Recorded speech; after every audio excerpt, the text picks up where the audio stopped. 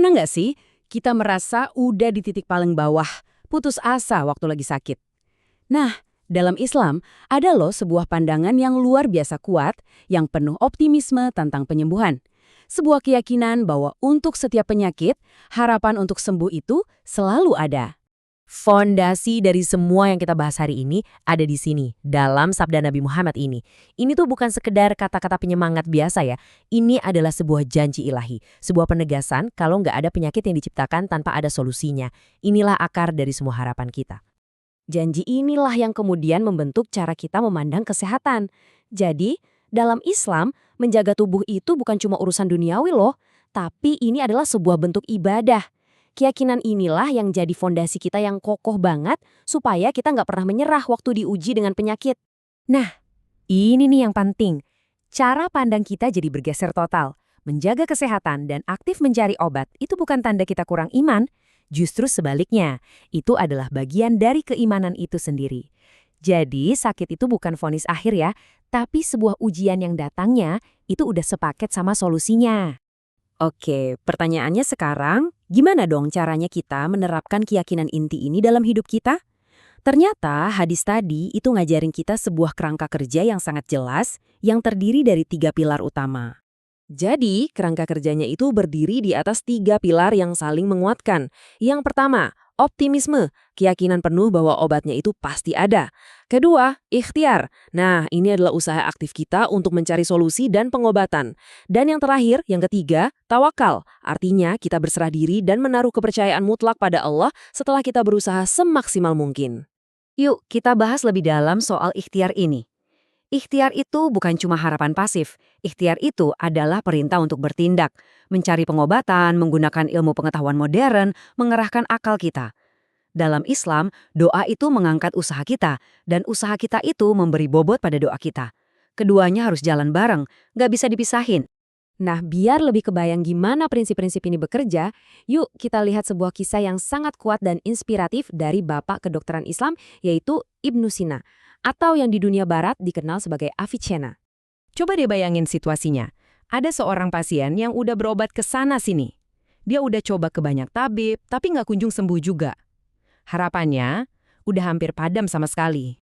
Sampai akhirnya dalam keputusannya dia bilang, "Aku sudah lelah berobat. Mungkin memang ini takdirku untuk sakit."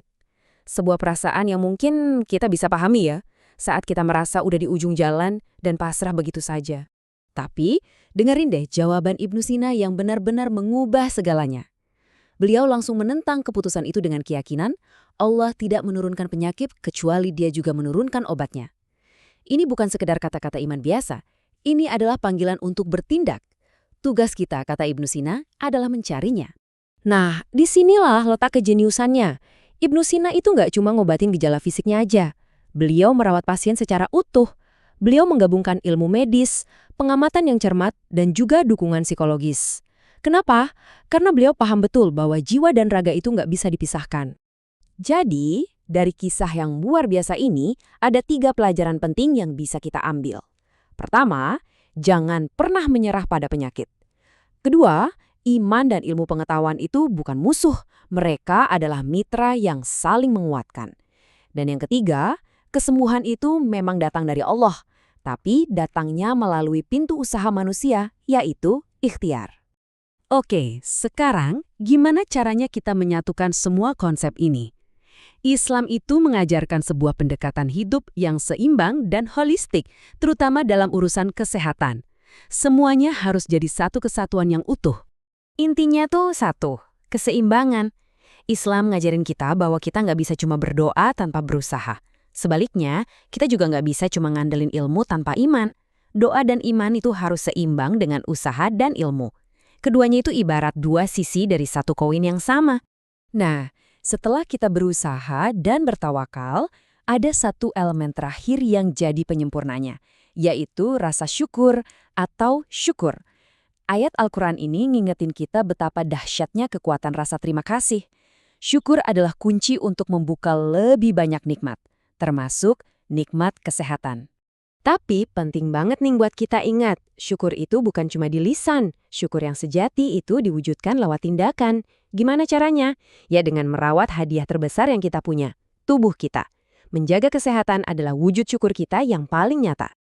Dan ini bukan cuma teori loh. Nabi Muhammad sendiri ngasih contoh langsung. Beliau adalah pribadi yang kuat secara fisik dan sangat menganjurkan umatnya untuk aktif. Olahraga kayak berenang, memanah, dan berkuda itu bukan cuma buat rekreasi, tapi sebagai cara membangun kekuatan fisik dan mental. Jadi pesannya sebenarnya simpel dan jelas banget ya. Kesehatan itu amanah dari Tuhan. Yuk kita sama-sama ambil tanggung jawab ini untuk merawatnya dengan sebaik-baiknya. Sebagai penutut, saya mau ninggalin satu pertanyaan buat kita renungkan bareng-bareng. Gimana caranya Anda bisa mengubah tindakan yang kelihatannya sepele? Kayak milih makanan yang lebih sehat atau jalan kaki sebentar menjadi sebuah ibadah hari ini. Menjadi wujud nyata dari syukur dan ikhtiar Anda. Coba direnungkan ya. Terima kasih.